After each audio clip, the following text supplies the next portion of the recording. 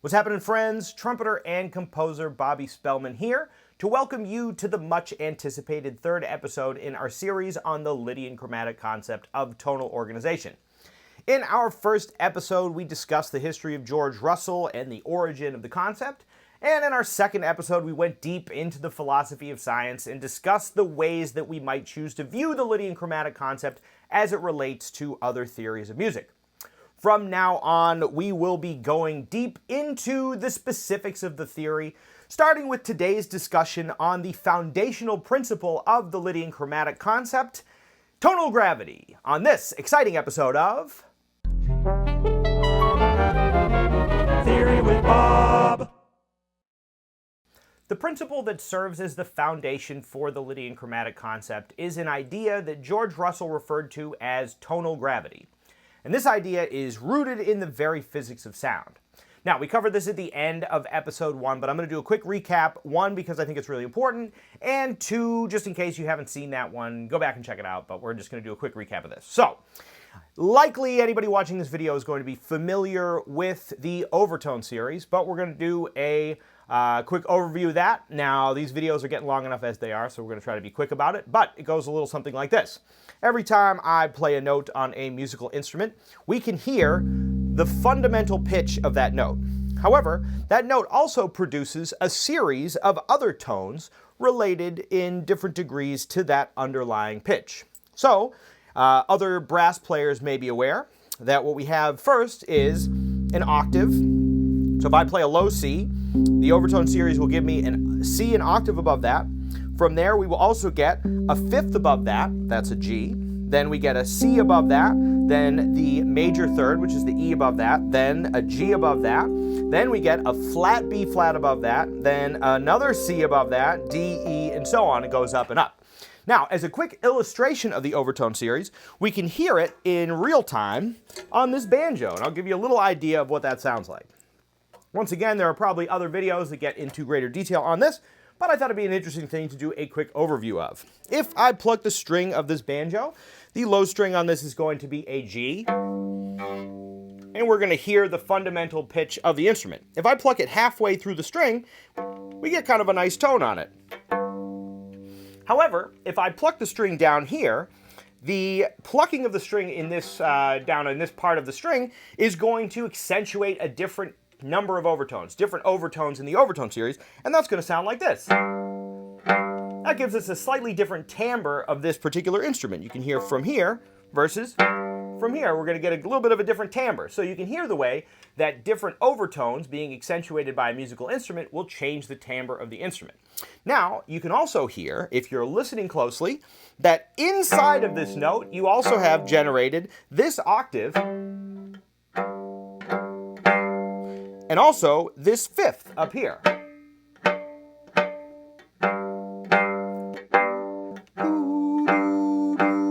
Listen for that.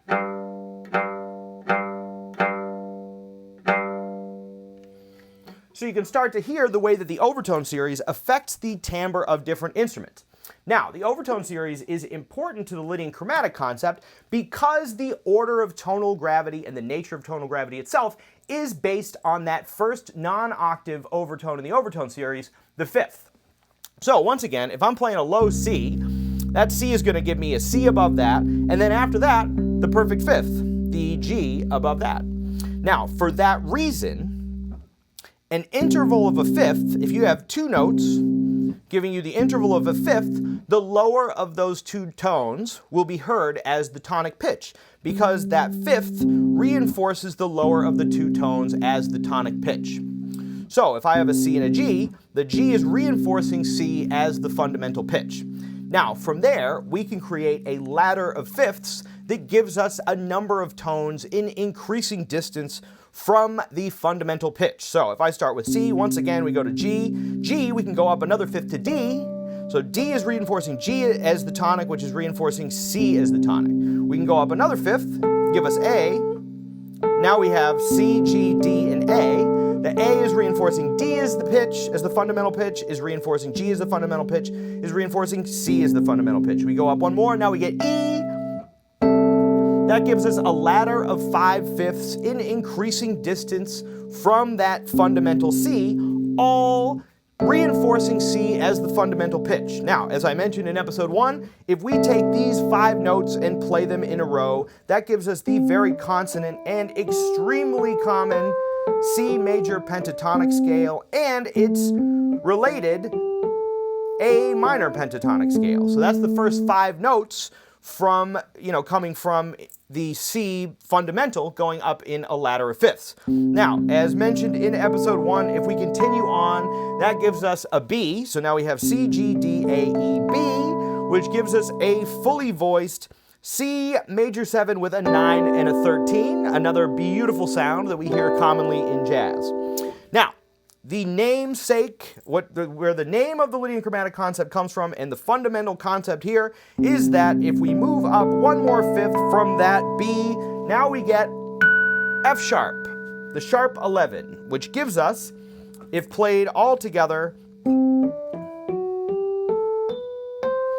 the C Lydian mode. Now, as opposed to the C major scale, which provides a certain kind of inherent dissonance that wants to resolve, George Russell felt as though the Lydian scale was in unity with itself and with its related C major chord. That is to say, the Lydian scale sounds as though it has a unified relationship with the underlying chord, and for that reason it is put at the center of the Lydian chromatic concept as its fundamental parent scale. Now we'll talk more about parent scales later, but that's the basic idea, is that if you take a ladder of fifths, that's going to give you all of the notes in the Lydian mode, which George Russell felt were in unity with, the scale and the chord were in unity with itself. Now, what we get here is the idea of tonal gravity, which is that ladder of fifths in increasing distance from the root gives us a series of tones that all have a, let's say, close to distant relationship with that fundamental pitch, the C in this case. Now, we can also think of this as an ingoing to outgoing relationship of all the notes in the C Lydian mode that will eventually give us an idea of how we can increasingly move outside of the underlying key. But that is a conversation for a future video. So for now, let's talk a little bit about the implications of this tonal gravity field and the concept of tonal gravity itself. All right, so this fundamental principle of tonal gravity brings with it a number of implications. The first one that I think is useful to consider is George Russell's idea that because the Lydian mode sounded in unity with its related major chord, he regarded modes and chords as being all more or less the same thing, which he called chord modes. So the idea here is that a C major chord, absent any kind of musical context, is really a representation of the greater 7-tone C Lydian mode. So this C major triad really also represents the sound of the 5-tone, major pentatonic scale, plus the major 7, which gives you that C major 7 sound, plus eventually the sharp 11 that gives us the whole C Lydian sound. So for that reason, George Russell regarded chords and modes as being more or less the same thing, and he called them chord modes. And you're asking yourself now, who cares? What's the point of this? All right, so let me give you an example of how we can think about music differently based on the idea that, first of all, we have music is organized in a ladder of fifths from the tonic, and also that chords are modes. Let's say, for example, we have our conventional plagal cadence from an F major to a C major. Now, conventionally in Western music theory, we would regard that as the 4 of C resolving to the 1 of C. However, in Lydian chromatic concept terms, the way that we would think about that, devoid of any other musical context. There are some other musical contexts in which there would be some debate about where this would, be coming from and whatever. That's for a later conversation. But in the void, if we're going from F to C in Lydian chromatic concept terms, what we're doing is moving from F Lydian, 1/5 in a sharp direction around the circle of fifths, to C Lydian. And the sound of that resolution is the sound of F Lydian resolving to C Lydian. All right, the second implication that can be drawn from the principle of tonal gravity is the idea that the Lydian mode is the parent scale for the other modes and certain chords.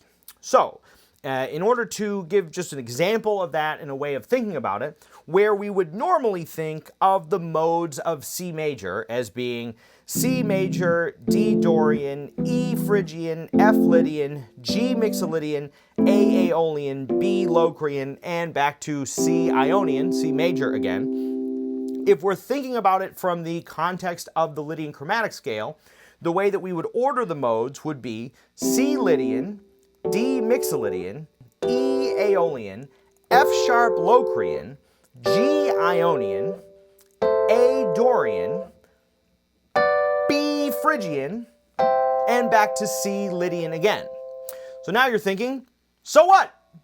Well, let's take, for example, a 2-5-1 in C major. Normally, we would think of that as being D minor 7, G7 to C major 7. That's the 2 of C, the 5 of C, resolving to the 1 of C. However, in the context of the Lydian chromatic concept, we could think of that as being D minor 7 is the 6 of F Lydian, G7 is the 2 of F Lydian, resolving 1/5 in a sharp direction around the circle of fifths to the 1 of C Lydian, being C major 7. And once again, because C Lydian is in unity with itself, we can regard the C major 7 as being a representation of that C Lydian sound.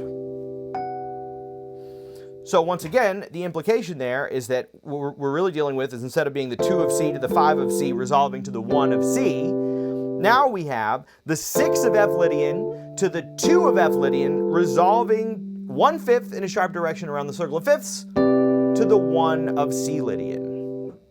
All right, now this might seem useless or unnecessarily pedantic, but this has many implications in the way that we hear resolutions of chords and chord progressions around the circle of fifths. So we will have to cover that in greater detail in the next episode, in which we will talk about various 2-5-1s and chord progressions and the way we can look at them in the context of the Lydian chromatic concept, and the way that that can allow us to look at varying different chord progressions that may otherwise seem like they're kind of coming out of nowhere. All right, so this gives a different perspective that I think you will find interesting, but we will have to cover that in episode 4.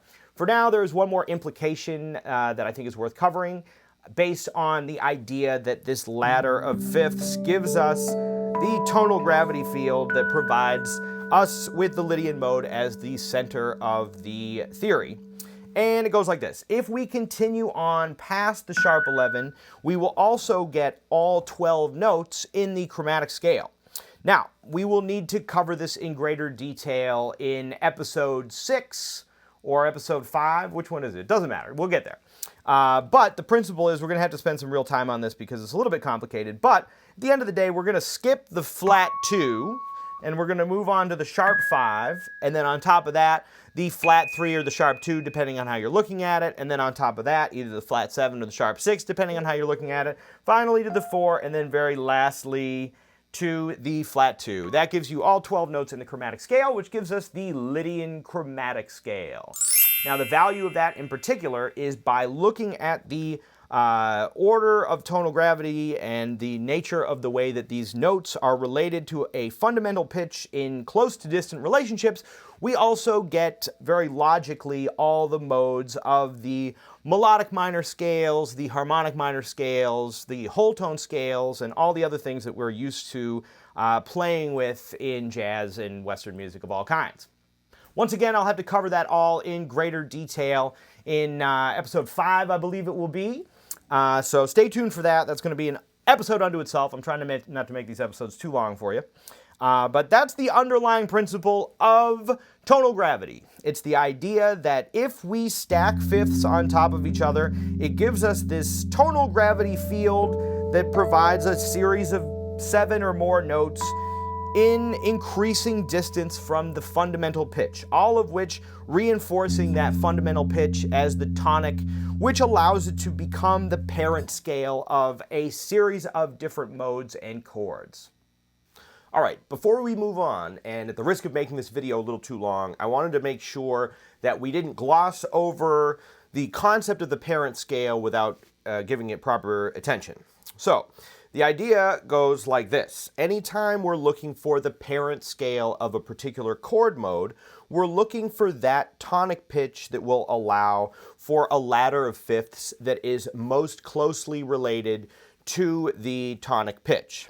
So, let's say we were to take, for example, a D minor 7 chord. Now, if we sort of take that chord apart and try to find the shortest ladder of fifths that will allow for that particular sound, what we're looking at here is an F to a C to a G that isn't a part of the actual chord but is implied by the remaining notes, followed by the D and the A. Those 1, 2, 3, 4, 5 notes in that ladder of fifths will allow for the D minor sound, the D minor 7 sound, and ultimately, because of the ladder of fifths, that takes us back to F. So we would consider, in a void, the parent scale of a D minor 7 chord to be F Lydian. Now we can continue that ladder of fifths up and include, for example, the E, which gives us a D minor 9 chord, or we could go up one more fifth and include the B, which gives us a D minor 9 13 chord. Now, in all those contexts, regardless, we still have F Lydian as the parent scale. Now, it's possible in a particular musical context that the parent scale of that D minor 7 could actually be, for example, B flat Lydian. But it would have to require that we be in a sort of musical context that sets our ear in such a situation to hear this D minor 7 as being the third mode of B flat Lydian rather than the sixth mode of F Lydian. Now, the way that you can think about this in some ways is that every mode is really a sort of a slash chord made up of a 7-note chord mode. So, for example, F Lydian over F gives us the F Lydian mode, F Lydian over G gives us the G Mixolydian mode, F Lydian over A gives us A Aeolian, and so on. All right, one more quick thing on this for clarification. The reason that we would hear the D minor 7 as being more closely related to F Lydian than, for example, B flat Lydian has to do with the fact that the D minor 7 only requires the first 5 fifths in the order of tonal gravity based on the tonic F. If it were the third mode of B flat Lydian, that would require that we go up to the 6th scale, the 6th degree in that ladder of fifths, emanating from the B flat. So it's just one step farther. You can certainly hear it that way, but it would usually require that we add a B flat to the chord, or that it be in a particular musical context in which we hear it as being B flat rather than F. But its default position in the vacuum would be to look at it as being from F Lydian because it's the more ingoing ladder of fifths. All right, gang, and there you have it, the fundamental principle of the Lydian chromatic concept of tonal organization.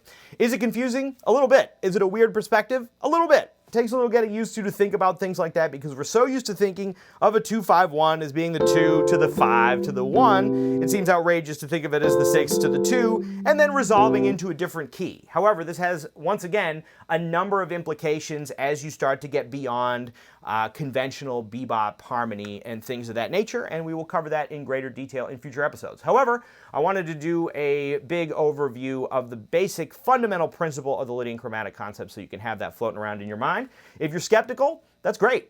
Stick along for the ride. We're going to have some fun, all right, gang? If you got any questions about this, leave them in the comments because I'm sure there will be many questions and I would love to answer them either in the comments or, more importantly, in future videos. I'm really going to try to be as comprehensive with this as possible, and I'd also like to be clear about different ways that you can actually use this stuff because oftentimes I think it just seems like some random theoretical musings, but there are many implications that these ideas have that will allow you to have a different perspective on the way that you're writing music or improvising and the like. All right, gang, if you like this video, be sure to give it a like and subscribe to the channel for the next video in our series on the Lydian chromatic concept. We're going to have some fun, gang. We're having fun already, aren't we? Oh, boy. I think we are. I'm having fun. All right, gang, and with that, I hope you have a wonderful time tinkering with sounds, playing with things, writing music, improvising, and whatnot, and we'll catch you on the next one. See ya. Theory with Bob. All right, gang, thanks so much for checking out this video. We hope it helps in your quest for the majesty of musical self-expression. The Ridgewood School of Music is currently accepting new students for lessons online or in person in the Brooklyn, Queens, and New York City area. If you'd like us to help set you up with the perfect teacher for the instrument or style that you're interested in studying, you can find us on our website at www.ridgewoodschoolofmusic.com, or you can shoot us an email at ridgewoodschoolofmusic@gmail.com. If you enjoyed this video and you would like to support the creation of new videos like this one, you can find us on our Patreon at patreon.com/Ridgewood School of Music. There, as a subscriber to the Patreon, you can gain access to bonus content, including bonus videos, exercises in improvisation and different instruments, as well as bonus transcription videos. So, if you'd like to help support the creation of new videos like this one, find us on our Patreon, and it's a real big help. All right, gang, have a wonderful time practicing, and we'll catch you on the next one. See ya.